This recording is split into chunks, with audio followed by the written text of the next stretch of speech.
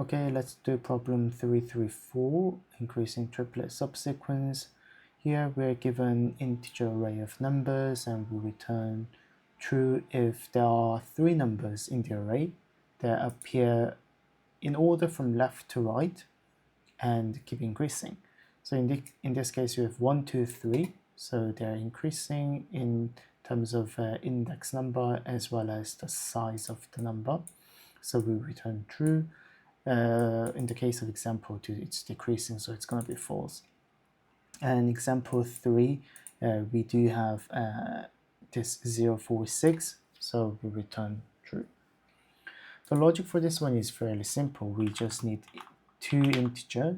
I'm going to give integer.max value, and the second integer.max value again. And what we need to do is we're going to iterate through these nums, and we're going to have 2 conditions. The first one is if that number is smaller than or equal to first, that means we assign it. So just to give an example, suppose we have 0, 0, 4, 1, 2, 5. Okay, so we check if this number is less than or equal to first. If so, we assign the first number to that. So the first becomes 1. And then we get to the second one, and then the first one is less than or equal to 0. So we update our first to 0. And then when it comes to 0, it's still going to be 0. And then when it comes to 4, we also check if that is less than or equal to the current number. So in this case, yes it is, so we update 4. And then suppose it was 7, it won't satisfy those 2 if statements. So that means we have 3 consecutive, three numbers that are increasing. So we can just return true straight away. Otherwise, we just keep checking the if statements. So it's so much easier when we write it down.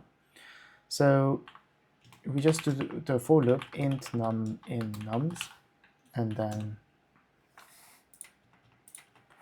have 2 if statements. So if num is greater than or equal to first, first is equal to num. Else if num is less than or equal to second, we assign